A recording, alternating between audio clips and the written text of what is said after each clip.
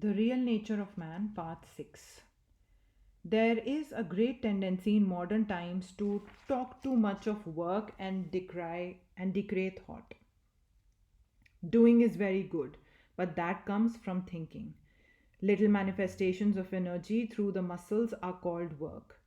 But where there is no thought, there will be no work. Fill the brain, therefore, with high thoughts, highest ideals, place them day and night before you, and out of that will come great work. Talk not about impurity, but say that we are pure. We have hypnotized ourselves into this thought that we are little, that we are born, and that we are going to die, and into a constant state of fear. There is a story about a lioness who was big with young, going about in search of prey, and seeing a flock of sheep, she jumped upon them. She died in the effort, and the little baby lion was born motherless. It was taken care of by the sheep, and the sheep brought it up, and it grew up with them, ate grass, and bleated like the sheep. And although in time it became a big, full grown lion, it thought it was a sheep. One day another lion came in search of prey and was astonished to find that in the midst of this flock of sheep was a lion, fleeing like the sheep at the approach of danger. He tried to get near the sheep lion to tell it that it was not a sheep but a lion, but the poor animal fled at its approach. However, he watched his opportunity and one day found the sheep lion sleeping. He approached it and said, "You are a lion." "I am a sheep," cried the other lion, and could not believe the contrary, but bleated. The lion dragged him towards a lake and said, "Look here, here is my reflection and yours." Then came the comparison. It looked at the lion and then at its own reflection, and in a moment came the idea that it was a lion. The lion roared, the bleating was gone. "You are lions, you are souls, pure, infinite, and perfect. The might of the universe is within you. Why weepest thou, my friend? There is neither birth nor death for thee. Why weepest thou? There is no disease nor misery for thee. But thou art like the infinite sky.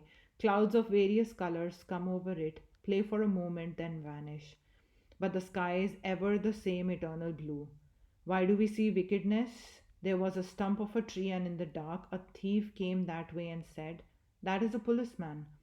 A young man waiting for his beloved saw it and thought that it was his sweetheart. A child who has been told ghost stories took it for a ghost and began to shriek. But all the time it was a stump of tree. We see the world as we are. Suppose there is a baby in a room with a bag of gold on the table and a thief comes and steals the gold. Would the baby know it was stolen? That which we have inside, we see outside. The baby has no thief inside and sees no thief outside. So with all knowledge.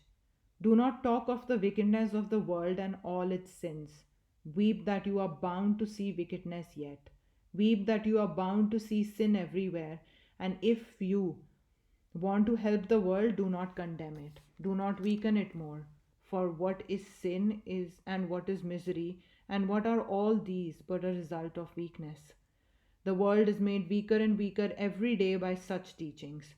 Men are taught from childhood that they are weak and sinners.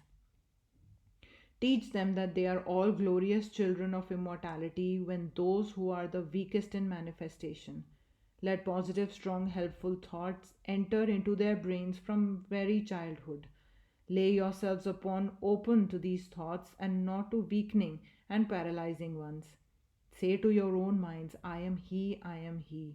Let it ring day and night in your minds like a song, and at the point of death declare, "I am He." That is the truth. The infinite strength of the world is yours. Drive out the superstition that has covered your minds. Let us be brave. Know the truth and practice the truth. The goal may be distant, but awake, arise, and stop not until the goal is reached.